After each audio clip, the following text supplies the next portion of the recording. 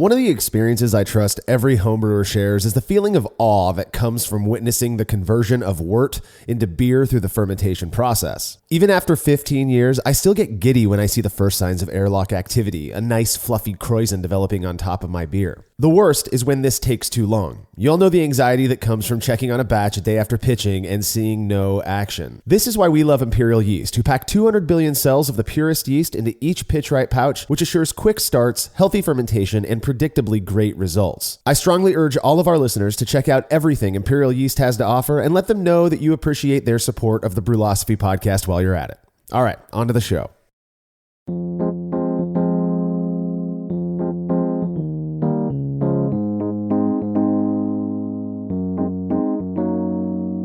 I've said many times that as much fun as it is to brew and drink my own beer, the thing about homebrewing I love the most is the people.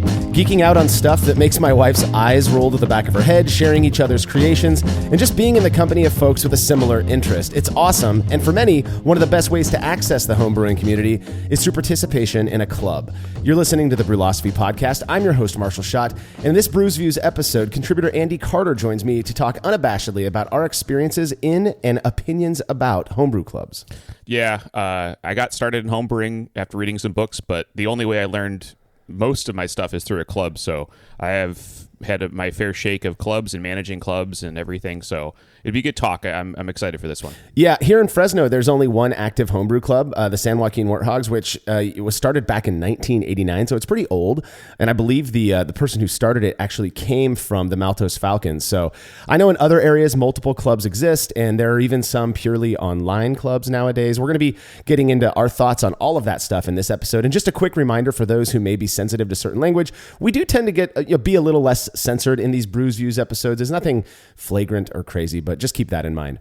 All right, if you enjoy the show and you'd like to make sure it sticks around, consider becoming a patron of Brewlosophy over at patreon.com/Brewlosophy, where in return for making a small monthly pledge, you'll receive rewards like access to unpublished recipes, unique discounts at YakimaValleyHops.com, and an invite to a monthly live Q&A session with somebody in the brewing world. Coming up in July is Dan Pixley of Milk the Funk, which is the primary source of information for brewers of sour and funky beers. And Dan is one of those folks we have to thank for that. He's the one who manages the Milk the Funk wiki. He's also one of the co-hosts of the Milk the Funk podcast. Andy, I know you know Dan fairly well. Yeah, Dan and I, we go back. Milk the Funk was a very formative experience for me. Learned a ton there, and Dan came out to my fest once and gave a great talk on our sour panel. And the one thing about Dan, even though he's just the best repository of knowledge these days, right, for all this stuff from all these people, he is a great moderator of Milk the Funk. He is on top of everyone. It's really great, and that's what makes Milk the Funk such a great resource. Is how reliable and dedicated he is to that website. Absolutely, and Facebook group. Yeah. I couldn't agree more. He's also just a rad dude. It's going to be a fantastic session. Past guests have included folks like John Palmer, Russian River's Vinny Chilurzo, and Grandmaster BJCP Judge Gordon Strong. And all past sessions are available on our private Facebook page for patrons to watch whenever they want to. Learn more about becoming a patron over at patreon.com/Brewlosophy. And another really easy way to support us is by using the links found at brewlosophy.com/support when you're doing your online shopping. Your experience doesn't change at all, and we get a little kickback for the referral. All right, feedback is brought to you by Brewers Hardware, who offer brewers beautiful stainless gear such as the turnkey BH15 pilot brewing system, which has a hard plumb manifold to eliminate all hosing changes during the brew process.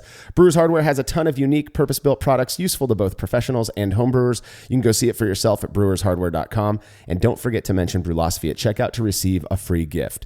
All right, listener Bill Polskoy had some feedback on my response to a recent Brew&A question regarding hop storage and degradation. He says, I totally agree with you regarding hop aging while cold. My chest freezer keeps my hops at under negative 20 degrees Fahrenheit or negative 29 C, and I've not had any flavor problems with these hops, even with some that are over 6 years old. It's impressive. I mean, to go out there on the limb and use the hops 6 years old is great. I appreciate the fortitude there.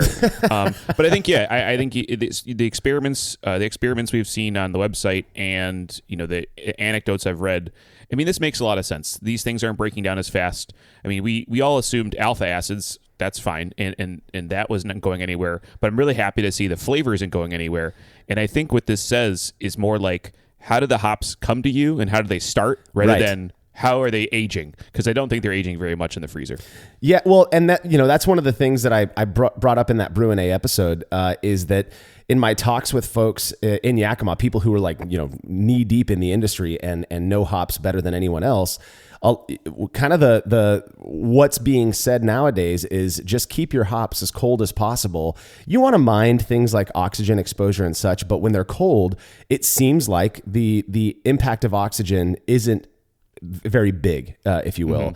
And so, so for example, I can't remember the last time I took Yakima Valley hops Mylar bag and poured those into a food saver bag. I just don't do that anymore. I squeeze the air out of the Mylar bag, seal it up, and then throw them back in the freezer.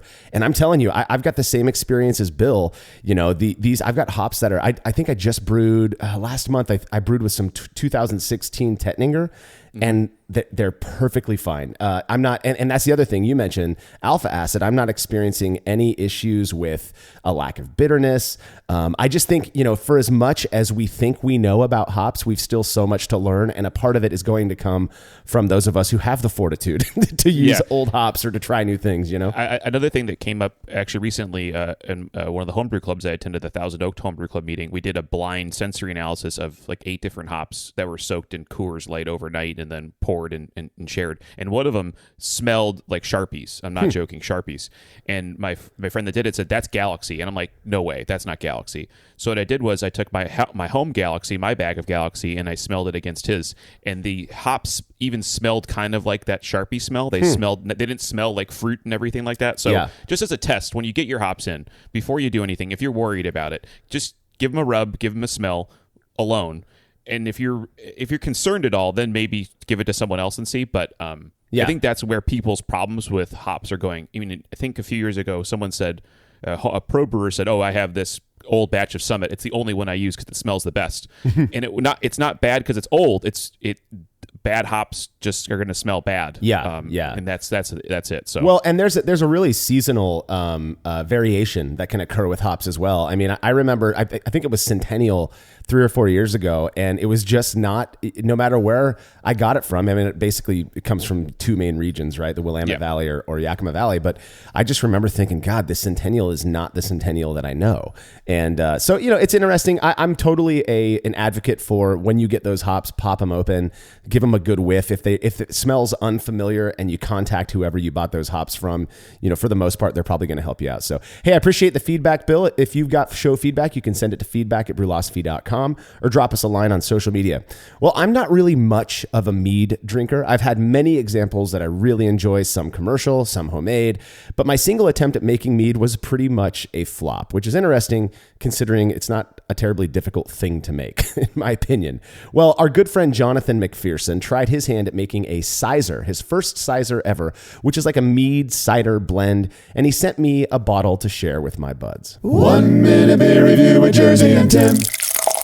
All right, let's go here, Josh. It's kind of foul smell. It is. It smells like a fart. Like a gym sock or something. Or a fart. That's terrible. It smells terrible. Oh, it's good though. What? What? It's got a good start. You think that's good? Well, it starts off good and then not so much. It smells terrible and I don't like the taste. It doesn't smell good. I like the beginning. You like it? Yeah. Tell me why. It's kind of like a sour, but then it's not sour. It's a putrid. Is that its style? It is now. Actually, it's not that bad. I actually kind of like it. Some guy put his heart and soul in this jersey. No, it's not bad. Actually, it's actually pretty good. The smell throws me off. It does not smell good. Like it skewed my first assessment. It has a good initial taste, but then it just falls off. Well, that's good. You and I both don't like. No, but like a sour stays in your mouth for a little bit longer. I think that we like the beers that don't have that kicker in the flavor you get when you drink it is the flavor it's going to be. What do I think it is? I think it's beer. Is what I think it is. It's not a wine review. It's a beer review. It's really light. I agree. Almost like you can't even taste the beer flavor that they just inject into like Coors Light. That's water. It's fizzy water, and they inject that Coors Light flavor. It's almost lighter than that. Like it's really super light. I think it's a Pfefferweizen. Nailed it. I kind of like it grows on me. It's not bad. Yeah, dude. I would drink another glass. Would you drink another glass? I would drink another glass. Obviously, we both like it, Timmy. It is good. I like it. I don't know what it is. I have no idea what it is. It's good. It has the start of a sour to me. The more I drink of it, the better. Like I'm drinking this now, and I'm like, this is delicious. And my first impression was it was terrible. Some Belgian thing. Belgian. dude, it's a Belgian white. Let's go with it. All right, done. And I give it 9 Jersey's, dude. Yeah, I'm gonna go 7. 45 Jersey Tims. The smell, yeah, it was very, very weird, quite funky, but I'm with the guys, man. There was something about the flavor that was really, really pleasant. It was the most notable characteristic, in my opinion, on this sizer was the dryness. This thing was just dry as it gets, and you know, it kind of was reminiscent of a sparkling wine. So I kind of see where Jersey and Tim were going on that one. I was laughing in the background when Timmy made the comment about this thing being a beer review, not a wine review, because Sizer's probably more closely related to wine than it is beer. But Yeah. It's interesting. You know, I've done a handful of meads. I enjoy meads as well, just commercial ones too. My only thinking is that the smell may be some sulfur. Yeah. But you know, I don't know. And if you enjoyed it, then that's what counts. Yeah, I've not yet done sicer. Well, I did do a sicer. I did an apple pie spiced sicer, and that was nice. And yeah, it's fun. Like you said, it shouldn't be complicated, but I think like anything, you learn a little bit, and then you realize what you don't know really quickly about these fermented products. So yeah. Yeah, the only mead I ever made, it was actually a fun story. My son was 3 at the time. He's 9 now, so this was 6 years ago. And I just Googled. Apparently, there's homebrew clubs which we're going to be talking about. There's also like honey clubs for people who like to harvest their own honey. And this dude, literally 3-4 miles from my house, I called him up. He invited me and the kids over one day, and we went down there, and they gave me some honey to make mead with. And I fermented it with Nottingham, and it tried to make like a session mead. It was just not good at all.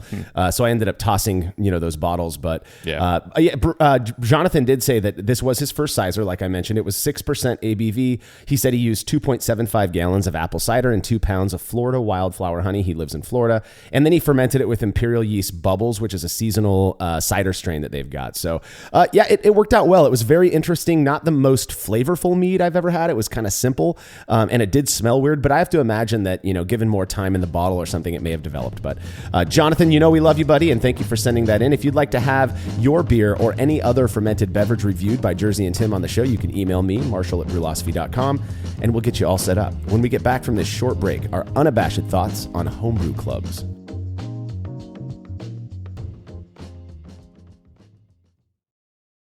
The brew in a bag method has blown up over the last few years, and in that time, it's become very clear that not all bags are created equal. For the best BIAB experience, you have got to go with the Brew Bag. Made from high-quality, food-safe polyester, the Brew Bag is available in both 210 micron for standard brew in a bag, as well as 400 micron, which works beautifully for all-in-one recirculating systems. I've been a Brew Bag user for years and wouldn't brew without it. Head over to brewinabag.com to get the fabric filter that works for you, and use promo code TBP17 at checkout to receive a discount. Again, that's brewinabag.com.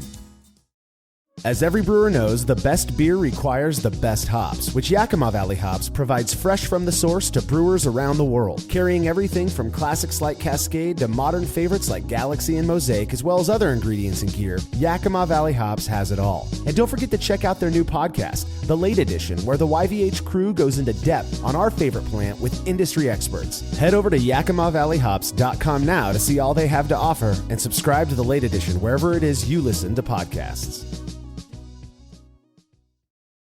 Craftmaster Growlers takes traveling with and sharing beer to a new level. Made from heavy-duty stainless steel, Craftmaster Growlers are double-wall insulated and can keep beer cold for up to 8 hours. Unlike typical growlers, Craftmaster Growlers come with a swiveling tap and fully integrated CO2 regulator cap, allowing beer to stay fresh for 2 weeks or more. The square design takes up less space and will fit in most refrigerator doors, and every Craftmaster Growler comes with a 1-year warranty. There are 64 and 128-ounce versions available over at craftmastergrowlers.com. Have you ever thought about adding a port to your kettle but held off because you didn't feel like drilling into your gear or sending it off to have someone else do it? From the makers of the world's fastest counterflow chiller, the Exchillerator, comes the Hangover, the easiest way to add extra ports to your kettle as well as countless other options. Mount a faucet to your keg for easy portable pouring. Set up the perfect whirlpool arm. Hold a heating element in place. All of this and so much more without permanently modifying your gear. Manufactured right here in the United States, the Hangover offers brewers too many convenient solutions to list here. So head over to Exchillerator.com today to see what the Hangover can do for you.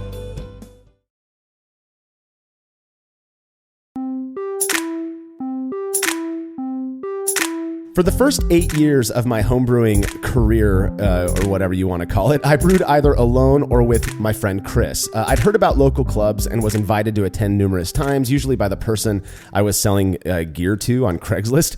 But it wasn't until 2011 that I decided to actually give it a go. My buddy Chris had left town, and I was just looking for, I guess, that community. And after that first meeting, I was hooked. I became a full-fledged member and made some truly great friends, folks that I am still friends with today, very close with. Andy, I know you're pretty involved with a club or two as well. Yeah. So, I got started brewing more about 10 years ago. And when I was in Santa Barbara, I was just in the grad student apartments. I was reading stuff online was really my main way. And I was brewing a bit and having some problems. I needed help. I needed an external resource, not just someone tasting my beer and critiquing it, but like, what am I doing wrong? Right. And the local club, the Santa Barbarians, was smaller, and I just wasn't getting wasn't clicking with them, so to speak. We felt out of gear, and I think we'll talk about that more in the clubs, the types of clubs. So I ended up driving to Ventura, and a new club, the Ventura Independent Beer Enthusiasts, had just started. And they had a homebrew shop there and everything, so I felt more at home and at place. And eventually, I became the president of that club. I retired from that position a few years ago. I've seen kind of all the aspects of that. And nowadays, with the Southern California Homebrewers Festival, I interact with about 40 different homebrew clubs. They come in all shapes and sizes. Yeah, they do. And it's a great community, like any hobby. The people make up the hobby, right? People do the hobby. So right. it helps to have great people in these clubs. Well, yeah. And that's the thing that I think people need to understand as well, is that, I like you use the term click. Like, you just didn't click with the Santa Barbarians, and you felt more like you did click with Vibe. And, yeah. That's the case, I think, for a lot of things. And we shouldn't, I feel like it doesn't seem to happen as much anymore, but I feel like there's a lot of like, well, you got to go get involved in a club. Well, if you go to a club and you don't click, you don't feel, you give it a shot 3 or 4 meetings and you just don't feel like it sticks, then find something else. I mean, that's okay. Yeah. That's not saying anything negative about the club necessarily. Yeah, exactly. And I the reason I bring that up is to preface, because I've got some fairly interesting opinions about all of this stuff.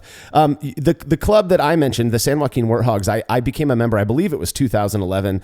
Again, my buddy had left town. I was brewing alone. I was kind of getting bored. This was also the genesis of Brewlosophy. I wanted to stay involved in the brewing thing, but on my own, it was getting kind of, again, boring and kind of difficult to do that. So the board at the time, 2011, were very serious brewers who, to this day, still make some of the best homebrewed beer that I've had. In fact, Sean Wood, who was the president at the time, now manages the House of Pendragon sour program. Yeah, he's been on this podcast to talk about how he does his quick turnaround sours and stuff like that. But I remember showing up to that first meeting and seeing all these folks who clearly knew each other. They'd been hanging out together for a while, and just kind of feeling like an outsider. That's not an uncommon experience. You go to something new, you just don't feel like you fit in quite yet. But at the time, that board, who I didn't know that they were in leadership at all, I brought a brown ale. I believe it was a brown ale or porter or something like that. And I'm passing it around to these people I don't know, and they're giving me their feedback. And Sean comes up to me and he was like, dude, did you make that beer? I said, yeah, it's kind of something I've been working on. Oh, it's fantastic. And he invites, my friend Aaron Collier and then Matt Heumann and all these other guys. Well, I later learned that this is like the leadership of the club, and they're stoked to have somebody who's actually brewing beer and bringing it to this club that they were working very, very, diligently to try to turn around and to get, kind of shift that focus back to homebrewing as opposed to being just kind of a beer club. So, but not only did we love challenging each other and drinking each other's beers, but our families ended up becoming friends. I mean, it's safe to say at this point, in 2020, that where I'm at in beer and brewing, I wouldn't be here necessarily if it weren't for the relationships that I built because of my club membership, and then the encouragement and the challenge and, all of those good things that come from good friends in beer and brewing. Yeah, I think I'm just thinking about, my time through Vibe in the Thousand Oak Homebrew Club. Some of my best friends are from homebrewing, 100%. Like, it's no question. The people I met at Vibe within the first few meetings, I still talk to maybe a daily basis, if not a weekly basis. And that's the cool thing about clubs is, and I think we'll get into it now about types of clubs and things like that. well, I think one of the best aspects of clubs is the openness and the open arms camaraderie aspect. It is somewhat self-selecting. Like we said, there's groups of people that like to hang out with each other, like to talk to each other, and things like that.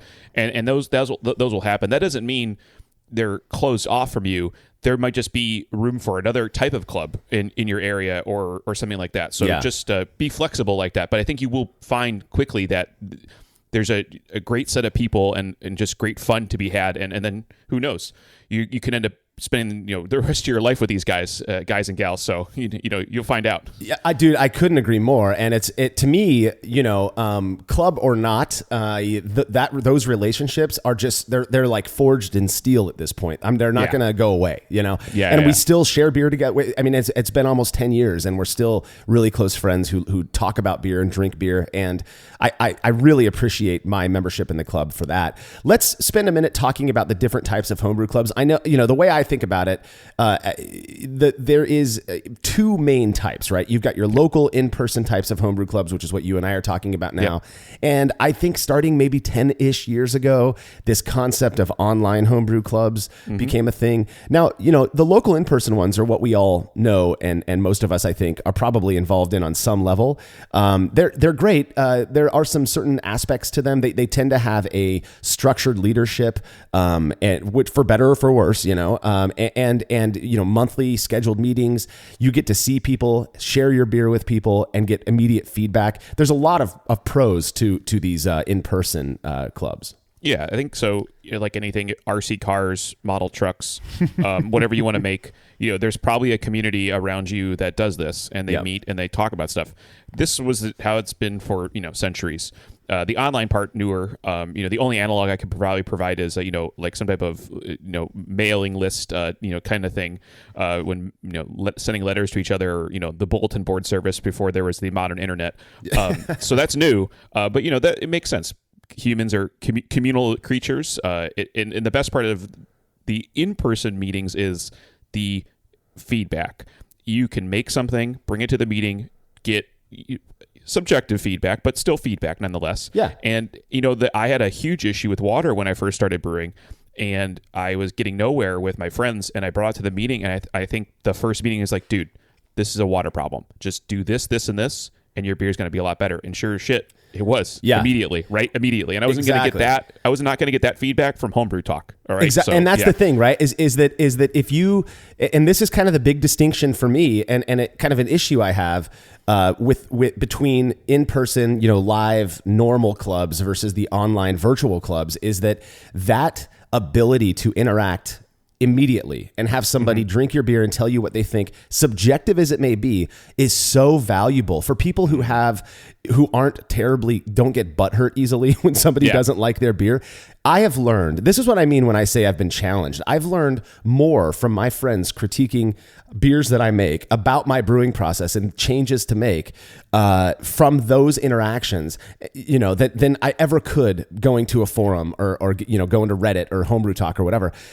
All you can do there is explain what you think your issue is. People aren't tasting your beer though. So there is just so much value to me in that aspect of the community of brewing that you find in a club. Absolutely. Now, of course, there's the online thing as well. And as far as I know, correct me if I'm wrong, Andy, the whole online virtual homebrew club thing seems to have gotten started with the Brewing Network.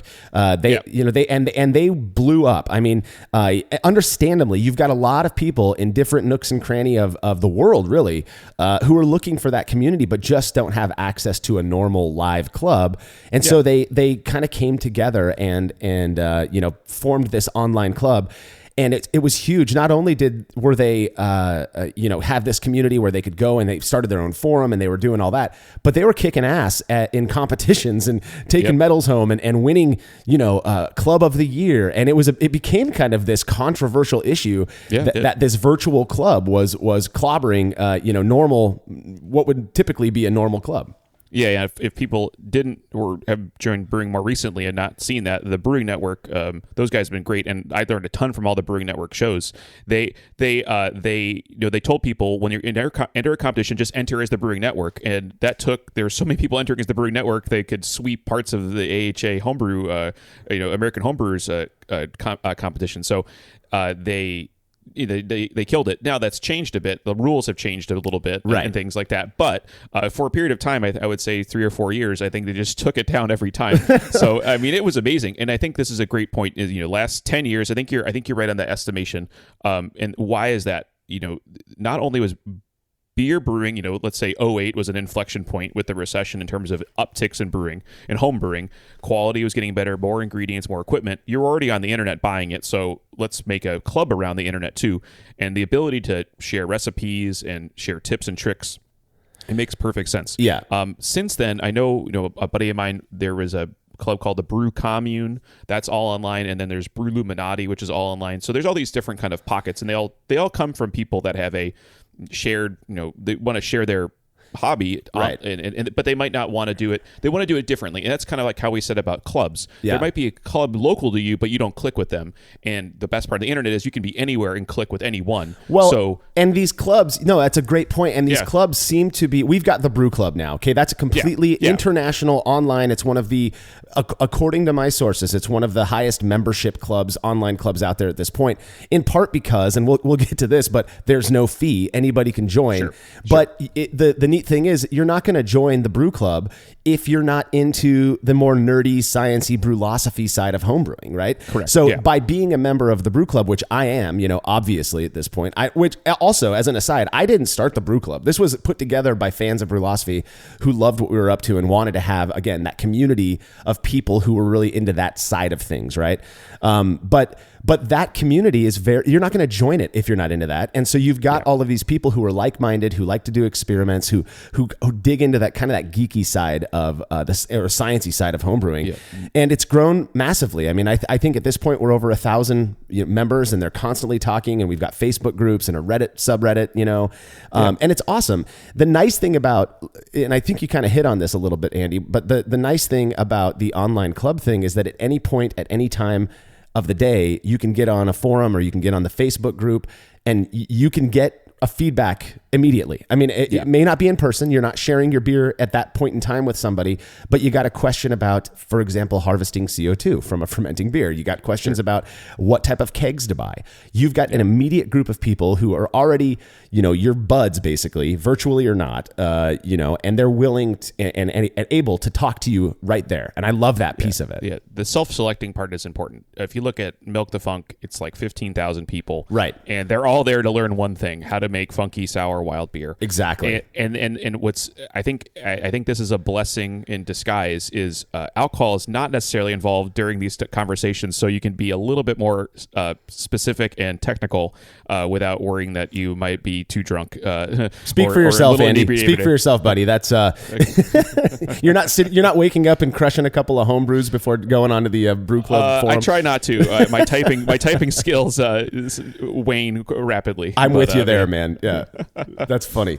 Well, let's. There are some generals that we can get into about homebrew clubs, things that you got to consider as both a member, and then I think if you progress up into leadership. One of them is that again, online clubs tend not to have a fee. I know that the leadership of the Brew Club, which is very loosely, they're not really, there's not like a really leadership crew. They're just people who kind of manage it. But they've talked about, should we charge, $3 a month? Should we do something like that so that you have a bucket of money over there that you can use to buy shirts or do something like that. I'm not aware of any in-person, homebrew clubs that don't have some sort of a fee. And usually in my experience, that fee ranges in between like $25 and $40 a year. So it's not much. But that's what pays for certain things, whether it's, going to a specific venue that has a fee to use their venue for meetings, stuff like that. So. Yeah, I think I could speak that to being in managing clubs and stuff is that I think people shouldn't fear that. The money is, I think it serves two purposes. I'll explain both. One is psychological. You're signing up. You're going to participate in this club, whatever it is, and you're donating some of your bucks to do it. Now, most of these clubs are not 501c3s. They're not registered nonprofits. They're just people. So you're giving your money to a person that's entrusted to take your money. Yeah. And then you get bigger. Then we do talk bank accounts and stuff. The other part of it is what's your running cost. Luckily, with the internet these days, your running cost can be very low. So if you have a website that's say $100 a year, You do this stuff. A big thing for our club and the clubs down by me in Southern California is we invest money in physical, tangible things like bars that we build to go take to events. So we'll pour at nonprofit events or the Homebrewers Festival. And so we have an assembled bar. I mean, this thing needs new tap lines. It needs new shanks. It needs stuff. So that money goes right back into the bar. And then at some point, if you run a competition or something like that, you need to pay for, cups and things like that. Right. You need to have that running cash. So, the club, it all depends on what the club wants to get out of it. I know if you start charging more, now you make a shirt every year, stuff like that. So you can get some things back for it, but as long as the club knows what it wants to do with the money, then the fee makes sense. Yeah. If the club doesn't know what to do with the money, then think about that carefully. Yeah. If you're just charging a fee for the sake of charging a fee, please don't do that. Yeah. Well, and like you said, there is that kind of cognitive dissonance, right? I've invested something, I expect to get something out of it, and so I'm going to find something good, out of the club. Yeah. Another thing that I think is important when it comes to deciding on whether or not you want to participate in a club is, and this sounds simple, but knowing when the meetings are going to be. I can't tell you how many people I've heard from who they want to go to a club meeting, but they happen on Tuesday nights at 9:00 or something, right? Like to me, and I don't know when vibe meetings are, what you guys have set up. There is no way, as a father of 3 and, working a full-time job and then also doing full-time brewlosophy stuff. There's no way I'm going to come home from work and leave my family for 2 hours to drink beer on a Tuesday or Wednesday night. I mean, I don't get, if I have a hang up with certain clubs, that's one of them. Who in their right mind is saying that that's a good idea? Make it a Saturday or something. So this is exactly I think we're going to find the exact point here between you and me. So Vibe has always met on a Thursday. Crazy. And so this is an important thing. Again, a part of that, do you click with the club? Does it work for you? And we'll talk about this more in terms of club makeups. That was decided when the club started. The club started 10 years ago or 11 years ago. Right. As the membership changes in the club, you have to carefully consider that aspect to retain membership. We meet, it's a second Thursday or third Thursday. I always get confused. It's been a while since we had a physical meeting. But we'll meet and, we'll do this stuff. We'll go through our schedule. But that happened because it was always been that way. Now, a local club, the Thousand Oak Homebrew Club, always meets on Sunday afternoons. Mm-hmm. So, you get that difference, and that's going to self-select who's going to show up to the meeting and not. So. Right. Yeah. The Warthogs, one of my favorite things about it is they're typically, at least when I was a member, the one of the nice things was they started at like 11:00 on Saturday mornings. So, once a month, 11:00, you show up, you have a few beers, you have time after the club meeting to kind of sober up, drink some water, whatever. And your day wasn't completely lost. And I'm not saying, there are people out there who I'm sure absolutely love the weeknight, meetings. I could never do it. There's no way that I'd be able to fit that into my very, very busy family schedule, so. And that's where the online clubs come in. Exactly. Now you can participate whenever you want, however you want, and it is the biggest. I think it's the single, other than other negatives we'll get into later. It is the biggest negative is that you do have to pick a time and a place, and that's going to eliminate some people from ever attending. That's the point that I was trying to make, is that if you are designing a club, which they're not difficult, you got to put some stuff together, but you have to really consider that meeting time and place. And by place, I mean, are you going to have the same place be your meeting location every month? Or are you going to pick and choose different places? Or are you going to go to members' houses? You have to think about this stuff. And, again, the Warthogs, one of the cool things is they will do, a couple of times a year, they'll go to the local homebrew shop, which has a great big backyard, which is nice.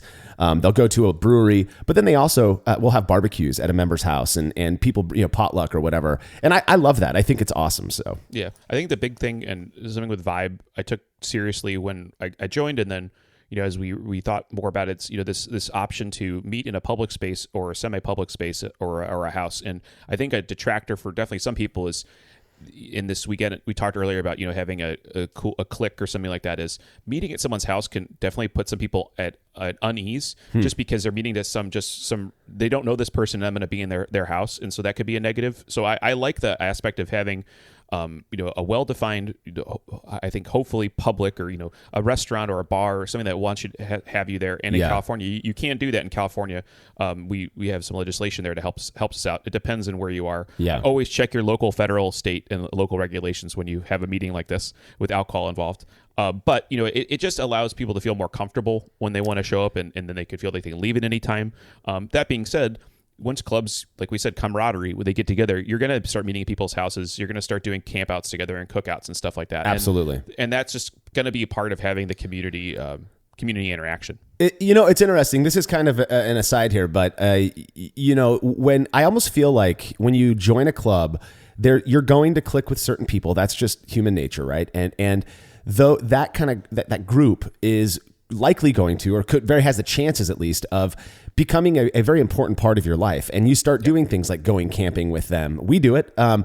But it's almost like as the club moves on down time, that group tends to I've seen this so many times. That group tends to stay together, and then new leadership takes over. And then there's these new kind of like offshoot friend groups that, maybe my friend group is friendly with them, and it's not like we're not like rivals or anything, but sure. It's just like these different generations of club friend groups, and you do stuff together, but you kind of have your close knit group and then these other acquaintances. I think it's cool.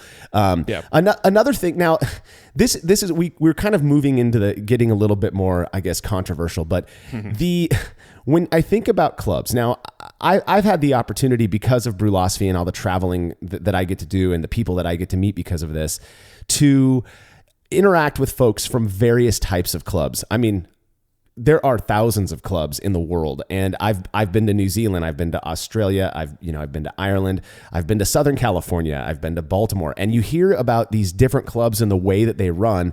No two clubs are exactly the same. I'll tell you that. And I think each club kind of develops its own culture, and that culture can be very, very great. It can be awesome, or it can really suck. And I feel like that's also a subjective thing.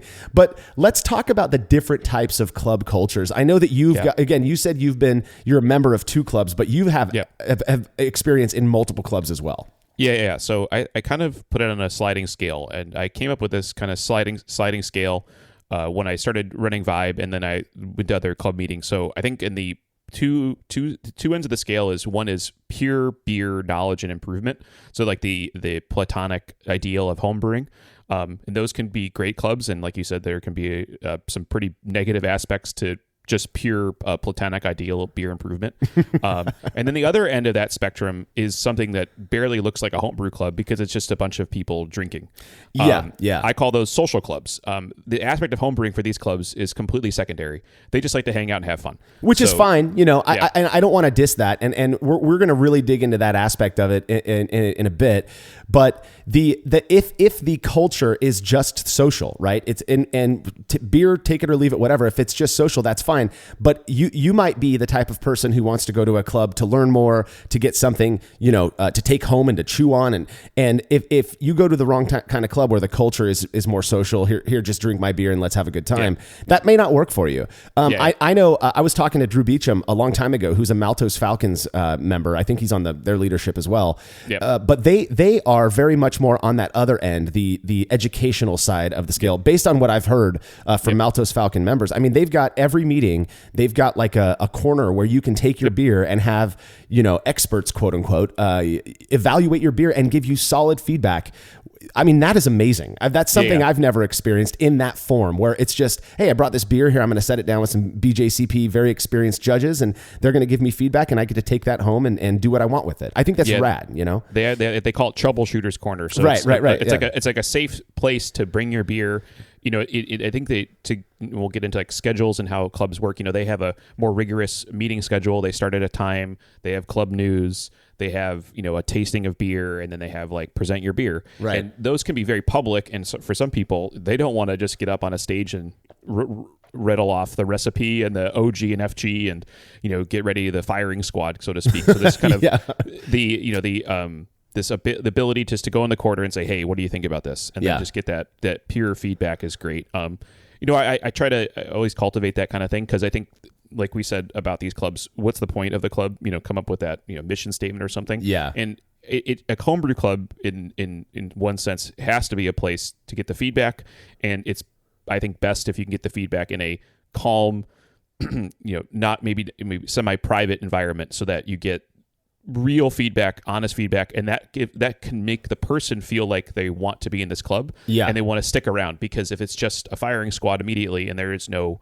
one-on-one, that is a huge negative, a huge turnoff for tons of people. Absolutely. So. Yeah. And again, there's an element of pride I think a lot of us take in brewing beer. It's why we keep doing it. I write songs for fun. I used to do it a lot more than I do now, but I remember one time my brother was like, "Do you ever listen to your songs?" And I was like, "Well, I mean, I have to go back and listen to them once I record them and get that all taken care of." And he's like, "But don't you feel stupid, like being your biggest fan?" And I was like, "Well, I mean, I wrote the song, which means I have to at least like it on some level to have created it, And I feel the same way about beer. You create this beer and you're sharing it with people because you think it's pretty good. And so to take it to a club and have people just rip it apart, that's one of my biggest hangups with homebrewing in general. Is there does seem to be, and I've talked about this before, this kind of cocky element. There's some people out there who just think that they're awesome and love to rip people's beer apart because it makes them look cool. I'm not into that. And so something that I appreciate about the Troubleshooter's Corner, from what I've heard, is again, it is they take a gentle approach and they really do want to help. It's not about making themselves feel good as judges. It's about really trying to help somebody else improve. Now, Andy, I'm going to say a club name, and I want you to tell me the first thing that comes to mind. Okay? Oh, here we go. All right. Quaff. Competition, right? That's another one of those kind of club subcultures. Is you can be a club that is focused on beer improvement. You can be a club that's completely focused on just kicking ass in competitions. Yep. And when I think about Quaff, that's exactly what I think about, to the point that I believe they were trying to get people in who weren't even necessarily in Southern California. And one person in particular comes to mind, Jamil Zainasheff, right? I mean, that was basically what he was doing.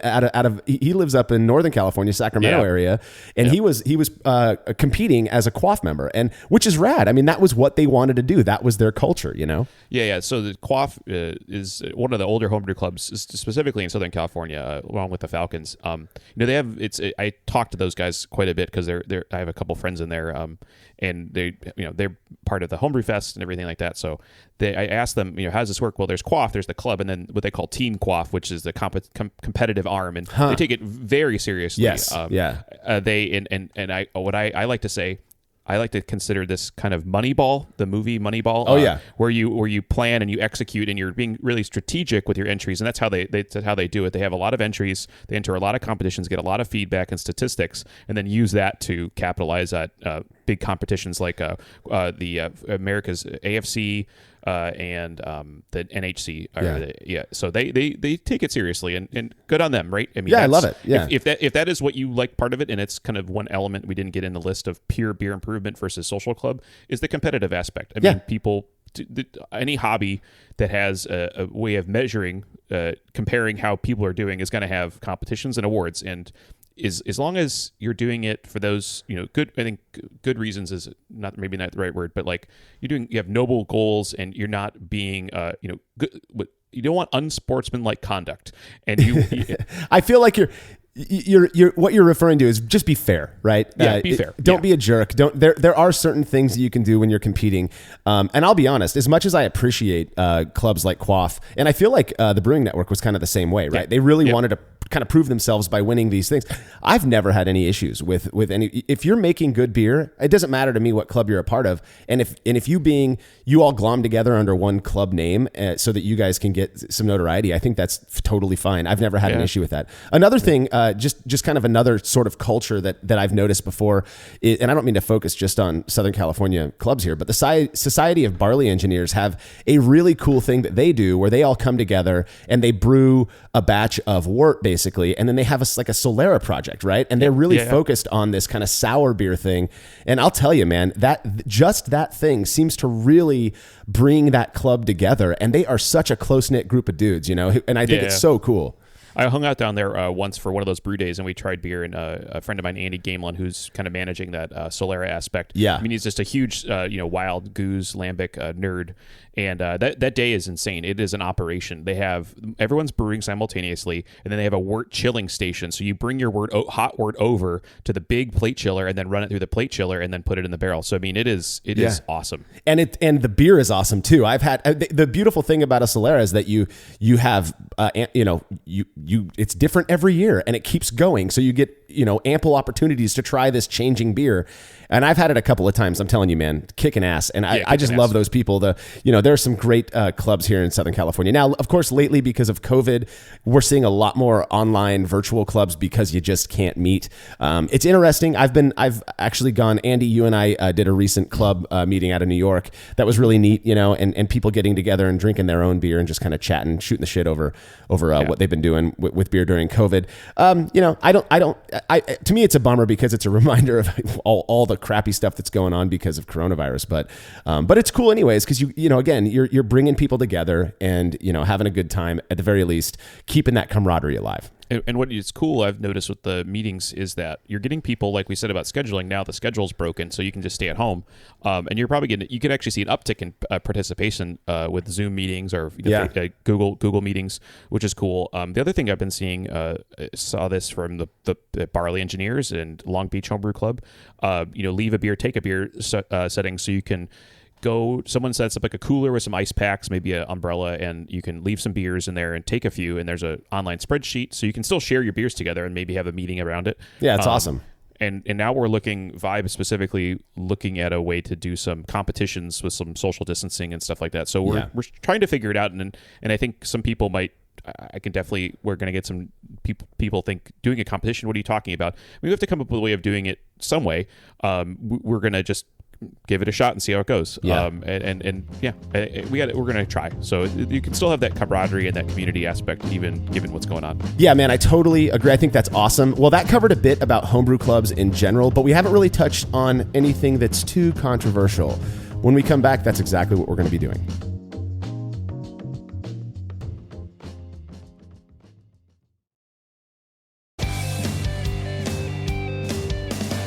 Compact and simple to use with a small footprint for brewing indoors, the Grainfather makes it easy for you to brew professional quality beers at home. The Grainfather is an all-in-one brewing system that lets you brew all grain beer in a single compact stainless steel unit. It uses an electric heating element and pump to maintain a constant temperature and to circulate the wort during the mashing and cooling stages. It also comes with a counterflow chiller to reduce chilling times and produce high-quality wort. And now, with the addition of their conical fermenter, the Grainfather takes things one step further by offering homebrewers state-of-the-art temperature-controlled fermentation just like commercial breweries use. And with the Grainfather Recipe Creator and Connect app, you can easily design a recipe, sync your brewing system with your phone, and then just sit back and relax as the app takes over and assures that you maintain your scheduled mash temps and boil schedule. Head to Grainfather.com to purchase your all-in-one brewing system today and to sign up for their free recipe creator tool. Once more, head on over to Grainfather.com, that's Grainfather.com, and get started today.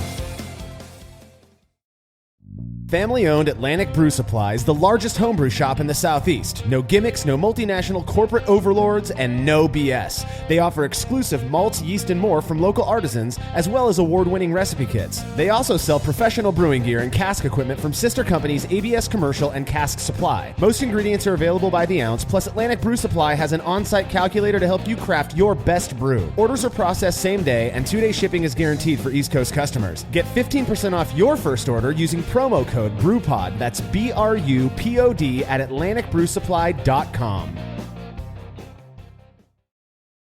After a long brew day, the last thing I want to do is waste more time chilling wort. I've tried so many different options, and ultimately I settled on the super efficient immersion chillers made by Jaded Brewing. With the King Cobra and Hydra, I'm able to chill my entire batch of wort, from boiling to just a few degrees above groundwater temperature, in as little as 6 minutes. If an immersion chiller is right for your brewery, then do yourself a favor and check out all of the rad options Jaded Brewing has to offer at jadedbrewing.com. And be sure to let them know Brewlosophy sent you. Attention beer drinkers and thinkers, put that mash paddle down for a second. Let me ask you, do you like to cook outside? Do you love the smell of charcoal and barbecue? If you've answered yes to any of those questions, I think you should check out the Grill Coach podcast, where we discuss all things barbecue and grilling. Join us on our mission where we aim to learn, teach, and share the amazing world of grilling and barbecue. So grab a homebrew and join us. We think you'll find our perspective on the world of outdoor cooking unique. You can find us online at thegrillcoach.com and follow us on Facebook, Instagram at The Grill Coach. From this homebrewer to you, get out there and grill.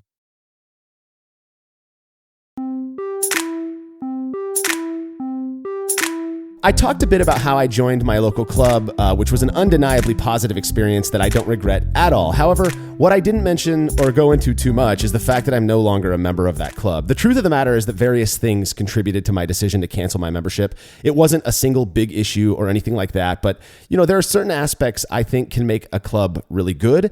Again, personal opinion. And there are things that can make a club really bad and kind of suck. Andy, let's start off on some positive notes. What does the ideal homebrew club look like to you? We've talked a bit about culture. We've talked a bit about, certain focuses that a club can have. But in your opinion, when you go to a club, if you're going to have a good time, what is it that you're looking for? So for me, and I think it's reflected in the clubs I'm in, is, it's open arms. Welcome to the club. What have you been brewing? What have you been doing? So that's the first aspect. It's not closed off. It's public, or semi-public. So for Vibe, it's an open meeting. We publish our date. We publish our time. You walk in, grab a beer. We do it at a brewery. You might grab a beer from the bar and hang out. We have, but the part of that is not just, it's not a pandemonium. It's public, but there's some structure to it, because what you can see a lot of times is just, okay, what are we going to do today? Well, here's a schedule. Here's that. Or it's just, it's open-ended. And I want to see that. So public, it has some type of rigor to the schedule. We're going to talk about club news. We're going to share beers and things like that. If you can staff it, like the Troubleshooters Corner, that's great too. But at some point, you're going to talk about homebrew all together. So whether it's 5 people, 10 people, 20 people, you're tasting beer and giving examples. So along with being public, you should be tasting and evaluating beers in a public setting too. So we have a whiteboard. You put your name and the beer on the whiteboard, and you're expected to talk about it during that time and get some feedback. Now, this is where you can cross over into more rigorous clubs where you're really going to you need to bring recipe sheets. You need to bring data. Yeah. And I don't like that aspect. It works for some people. It doesn't work for others. But you want that open atmosphere, and everyone's giving constructive criticism, not destructive criticism about the beer. Yeah. There's an element of inclusivity that I think a good club just needs to have, and you need to be able to feel welcome when you show up. And if you've got a board, a club board who is all best friends, and then during meetings just goes off and does their own thing, I don't think that's going to be very appealing, especially to new folks who really want to learn more about brewing. Yeah. I want to spin off of something that you said. I think it's so important for me. Okay, I'm speaking from my personal experience here. For a club to have some form of organization, if you're going to have a meeting, have a timeline, have an outline of what you're going to do, and come up with neat things to keep people interested. At Brewlosophy, we've got the Brewlosophy podcast. We've got 3-4 different series that we do to keep things interesting, to keep things flowing, and we're consistent with that. I feel like a club needs to have something like that to keep it organized, to keep it structured. Yeah. And that to me is really important.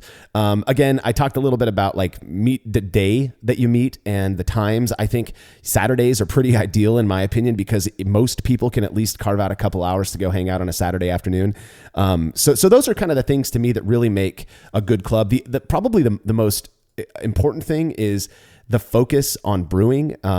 If a club is going to be a homebrew club, then it should probably be focused at least a little bit on homebrewing, and as opposed to just drinking or socializing. I guess I love the social aspect of it, but why am I going to pay a membership fee for something that I can do at my local pub? Yeah, and that's an important thing. We had that fee aspect, and you said about organization. The club, if it wasn't for the beer, it would just be people meeting in the back of a brewery. So you need to have that education and education aspect. Now the internet has opened up a lot of avenues for that, but with the club fees, we've bought off-flavor kits. We'll buy samples from stuff. We'll invite people to give talks. Amaretti, the fruit puree supplier and flavor supplier is actually based in Ventura County. We've had them come to meetings.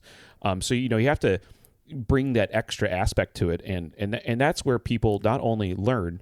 The point of a club is to learn something or get feedback, but it gets you need to add that extra value, and that's where a club, an organized club, can provide that structure, and that's the best. That's really critical.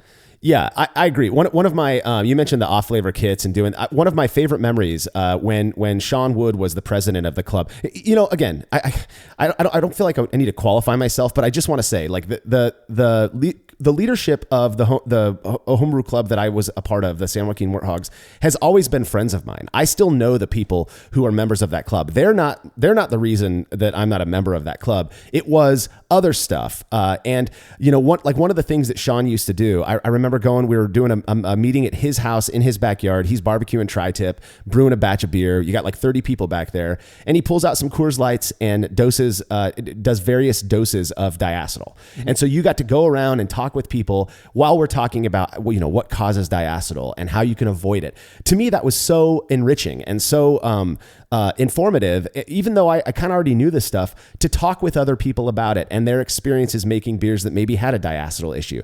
That to me is what a club is about. It's coming together and talking about that nerdy stuff like that, while also having a good time and socializing with your friends. When I think about the types of, so I know a lot of people who are on different clubs' leadership boards, right? Humility is probably your best friend in that. I've met some club leaders who I just wonder who in their right mind goes to those club meetings when there's an element of just cockiness sometimes, and it just blows my mind that you would have that in your leadership as a club leader. I don't get it. I think I've been called many names before. I take a strict line to some things, but I've learned a lot. I've grown a lot running a club and meeting a lot of people and running the fest and meeting these people. And I think you learn that if you had any preconceived notions about how to do this effectively, getting some humility and is important. And in the end, the management of a club will reflect how the club kind of tone. If you have strict policies and you're by the book and stuff, people aren't going to have fun. And so that's why I cut a middle road of more of a semi-casual aspect to the other clubs. And then the membership's going to decide if they wanted to be stronger or weaker or how they're going to go. And so it's going to nature will take its course. I think we talked earlier about having clubs and the leadership branching off or leaving, incredibly important. I don't think I can stress this enough about how clubs work. Clubs should be places for people to go to homebrewing, and then the management changes over time and the tone changes over time. If you have the same people doing the same stuff year in and year out, the club will eventually collapse upon itself. Yeah. You need to renew the tree of management so that new ideas can come in and new things can happen. And what you'll see is the club thrive. You can't imagine that you are God's gift to the homebrew club. You have to be able to leave. I think this is a big thing for people, especially when clubs start. When clubs start, your baby is born. This club you made, and you don't want to give it up, and so you have to put those things in place. When clubs start, and this gets back to the timing aspect and stuff. 10 years later, the club's going to be completely different. The makeup of the club's going to be different. You're going to be different. And so you have to be able to say, okay, who's next in line to run the club? And that selection process can be difficult, but it has to be done. Yeah. Term limits, man. I completely agree with you. Young blood, you need to get that stuff in there, new ideas and the ability. I mean, and I think a lot of us kind of struggle with, letting go of our baby. And so I get that piece of it, but again, you're going to collapse if you don't integrate new people and new ideas. Yeah. You use the term the cool kids club to talk about what makes a bad club. Yeah. If there were anything that were going to turn me off to being a part of any group of people, regardless of what the content is, brewing or otherwise, it is that cool kids club elitist take on things and thinking that you're better than everybody else. And there are... I've been around brewing for a long time at this point, and that is something that is you see it every once in a while, and it's just so ugly, for me. It's so I think we've expounded on this in other episodes of this podcast and on posts we've made. if you think that there's only one way to brew something or have this special knowledge that no one else has, and then you're the best, that's never going to fly. Yeah. But the other aspect in it's social. It just depends on the club is structured. We mentioned changing new blood and things over. Is that if there's a group that kind of runs the meetings or kind of takes over the meetings, and then no one has a word can't say anything edgewise, put a word in edgewise, then that doesn't make sense either, because the whole point of the club is to share knowledge and be open. And then if everyone's beers are compared to some other parts of the club's beers, then that doesn't make sense either. You have to be a little more open is the point. There's friends of mine, they're great guys, but sometimes it just doesn't make sense to have them run roughshod over the entire club because their opinion is the best or their only opinion allowed kind of thing. Yeah, and it's usually like the classic opinion that everyone's heard a million times anyways. Yeah, exactly. Okay, so I've talked about that I'm no longer a member of my local club. I love all the guys who are currently involved in it. They're good friends of mine. I still drink with them. And I'll be honest, a large part of it is that, on Saturdays, like today, I'm usually recording podcasts or working on articles. It's what I do with my free brewing time now. But there was this thing that occurred during my membership where I started to notice the focus. And again, this was years ago. I'm sure things have turned around. I'm hopeful that they have based on what my friends are telling me. But there was this shift in focus away from brewing, it seemed. And again, on that spectrum that you talk about, Andy, it was like it went from this Sean and Aaron and Matt and the board back when I started tried so hard. They worked their asses off to try to get people into that more organized, let's talk about brewing and really dig into the nerdy stuff mind frame. They wanted to get them there, and they struggled, and I noticed the struggle. And I think a part of the reason we're all still friends today is because we were more interested in that side of things. It's where brewlosophy sort of comes from. We like the nerdy stuff in brewing. And I remember showing up to a meeting this one time, and this guy is a nice guy, totally cool dude, but he had a 22, a bomber of Arrogant Bastard in like the pocket of his jacket. I think it was November, and he was going around with like a music stick in the other pocket, taking sips off of this 22 and then putting it back in his pocket. And I asked, I was like, why'd this guy just bring an Arrogant Bastard for himself to share? And he didn't. He went and he grabbed somebody else's like off the table and put it in his pocket. And I'm sitting there going, what happened to this club? This is not That's homebrewing. wild. That is wild. And it was so weird. And it became, and again, I'm not dissing. My friends were the leaders at this time. So this wasn't a diss on leadership. They couldn't wrangle it into this thing that we wanted it to be, It became what it felt like. I remember having a conversation with Sean and other board members at the time. What it became was this $30 a year, once a month drunk fest. And you could show up and you could get free beer that maybe somebody made, but really people just started bringing commercial beer.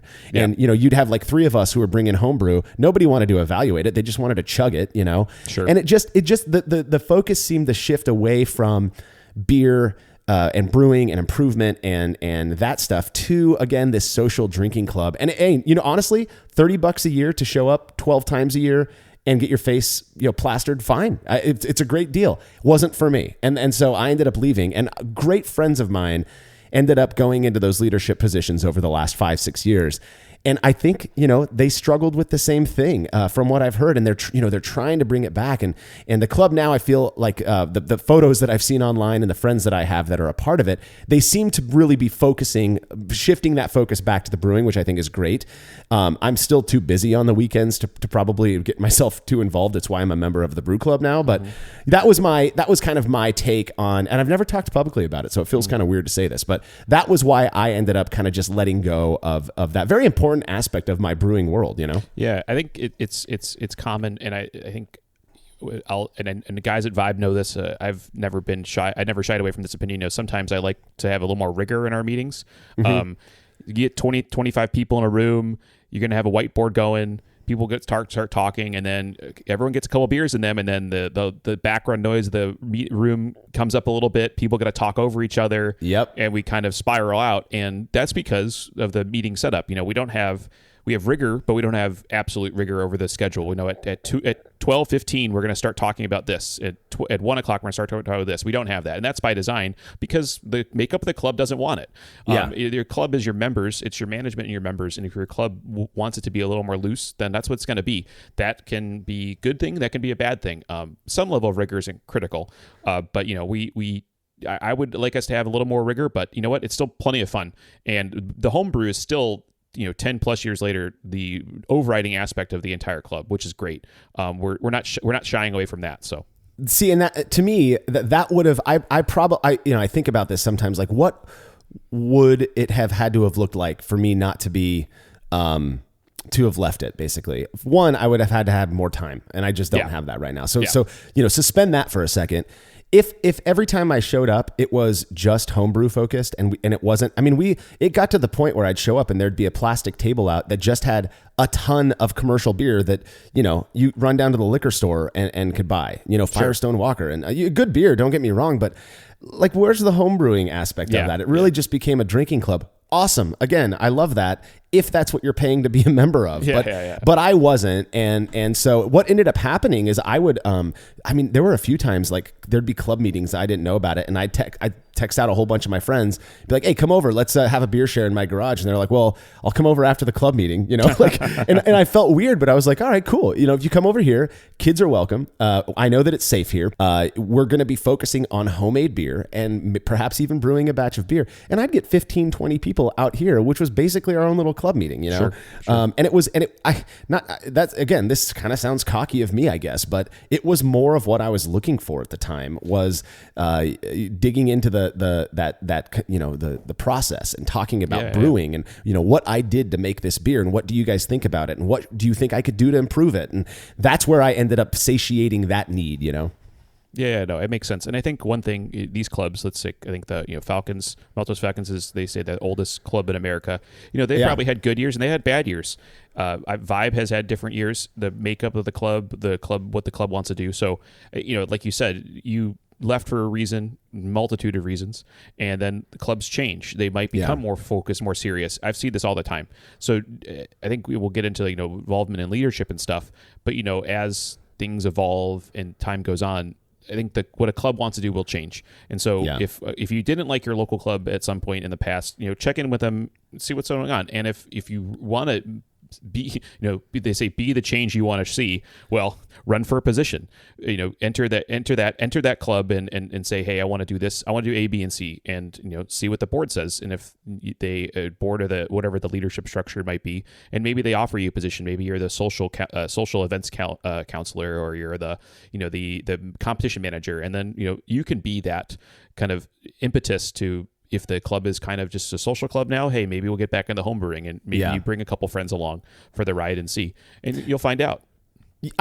Let's talk about involvement in club leadership, because that's something that is it's kind of an interesting thing for me to talk about, because in order to get involved, one, you have to have the passion. Okay. Yeah. I hate when people talk about passion, but you kind of have to have that, because it's not an easy task. I mean, you are literally having weekly meetings. You're constantly communicating with other club leadership. You're planning stuff. One of the coolest things that we used to do with the Warthogs is a annual craft brew pub crawl, where there'd be a big bus that would come pick us all up, and we'd go, drive to Northern California or whatever, and hit 3 or 4 pubs. And, it was so fun. Organizing that is not easy. I mean, you have to be dedicated enough to do that. I was asked at one point to be the sergeant of arms, which basically, if people start talking too loud, I go around and tell them to shut up, right? Yep. I actually declined that, because for me, that level of involvement, it requires more time than I've got. And it creates this weird issue, right? Because I'm looking and I'm saying, man, I think the club could be so much better if we just did this, this, and this. And that the response is, well, run for leadership, man. Be the president. But I don't have the capacity at this point in my life, with 2 careers and 3 kids and a wife who likes my attention occasionally.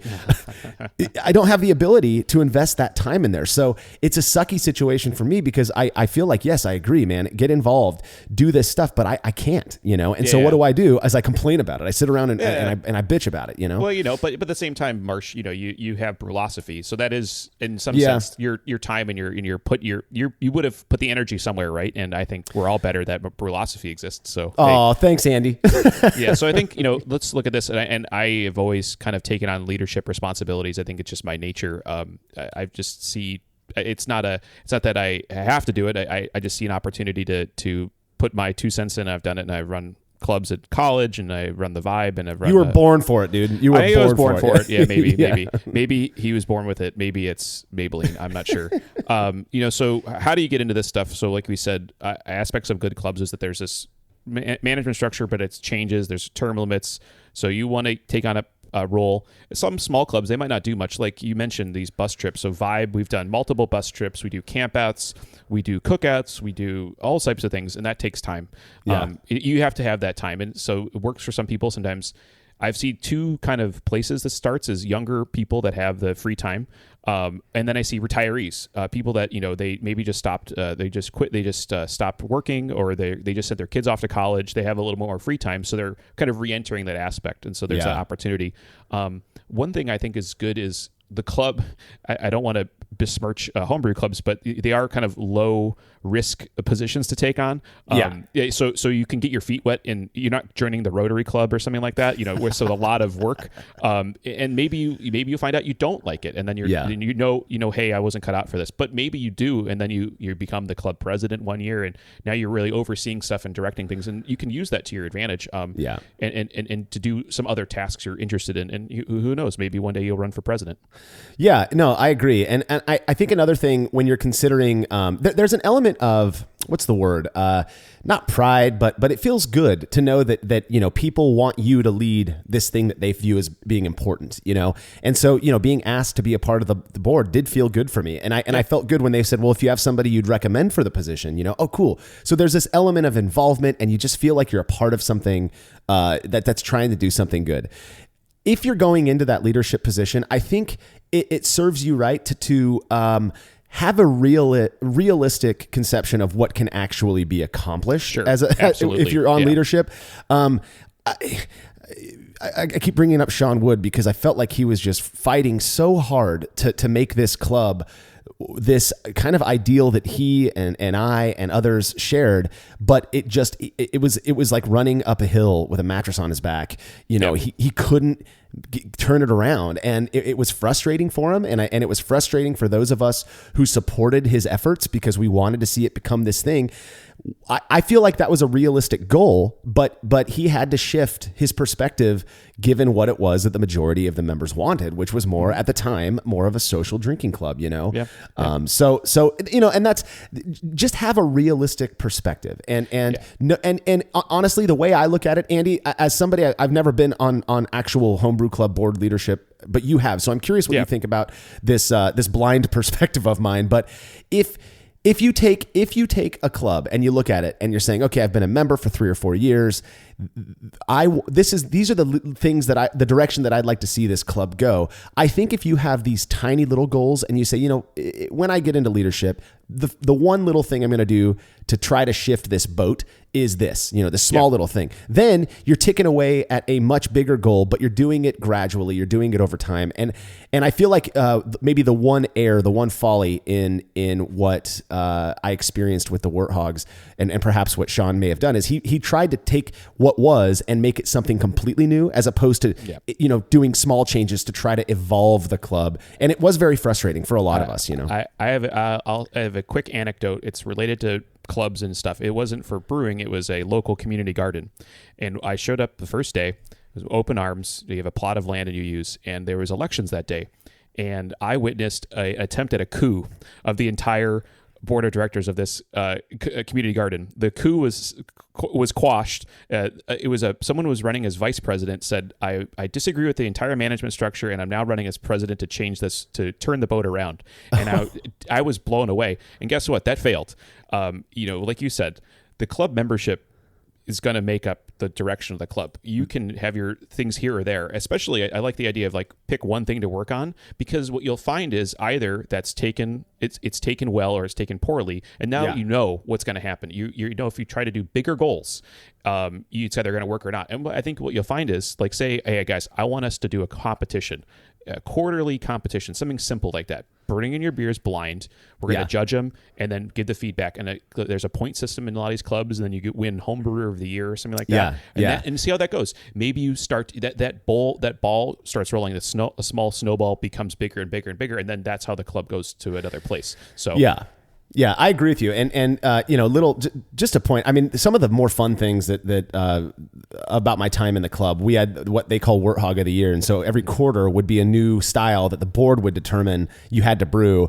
And in the beginning, at least I think they were doing it before I was a member even. But when I got involved, you were getting 15, 20 entries, and people were really competitive and talking shit to each other and just having a good time over it. Yeah. And it dwindled down to the point where it was like me and my 4 friends basically were entering. And that's what I mean is like, where's the involvement? Why aren't people excited about this like we are? And I'm paying for membership in this thing where no one seems to really care. It just didn't seem worth the money, even though it was only $30 a year. But at the time, it just didn't seem worth the money. Again, I understand that nowadays it's kind of ramped back up and they're really investing effort in making people interested in the brewing aspect of it. And I think that's awesome. And honestly, I truly believe clubs are one of the best ways to get and stay involved in the hobby. Like I said, some of my closest friends today are dudes that I met years ago in my local club. Currently, I consider myself an active member of the Brew Club, which is a relatively new international online club. I get that, but it is free to join. There's been some talk about developing local chapters of the Brew Club so that folks can get together in person and have that, experience of sharing beers with people. And if that's something that sounds interesting to you, don't hesitate to hit me up. I can put you in contact with the people who are trying to kind of set that stuff up. So I'd love to get anyone who wants to involved in that. Andy, that is all the time that we've got. We spent a lot of time talking about clubs and all that goes into clubs and our views on it. Anything else you want to say about homebrew clubs before we finish up? Yeah, I think the one thing I'll bring up, and I've noticed this with having the Homebrew Fest, is there's actually more clubs than there ever have been. So don't be worried that, I don't fit in with these guys or those guys. If you have a group of friends that are more local to you, 2 or 3 people, guess what? You have a club, and make that happen. And make that happen. And you're going to learn a lot, because I think giving the rigor and structure, monthly meetings, maybe a competition, maybe a bus trip, you're going to learn a lot. And maybe you're going to find like-minded people that want to hang out with you too. So yeah. And don't let anybody shame you into doing something you don't want to do. I mean, I used to see that all the time in forums. You got to join a club or you're not a part of the homebrewing community. That's not true. So, well, don't forget to head over to brewlosophy.com to read about all of the interesting stuff we're up to. The Brewlosophy podcast is made possible by the generous support of our sponsors, as well as all of our rad listeners. We seriously could not do this without you. Cheers to everyone who has subscribed and left a review of our show. It makes a huge difference. If you haven't yet, please consider doing so. Head over to brewlosophy.com/support to view a list of ways you can easily help us to continue producing this podcast. If you want a reward for your support, visit patreon.com/brewlosophy. Thanks again for listening. We'll be back next week with another episode of the Brewlosophy podcast. Until then, think beer. Start off the morning with some hot tea, lemon and honey, cause it soothes my throat. Put some herb in the bowl, yeah, it's homegrown. Ain't gotta go through the middleman, no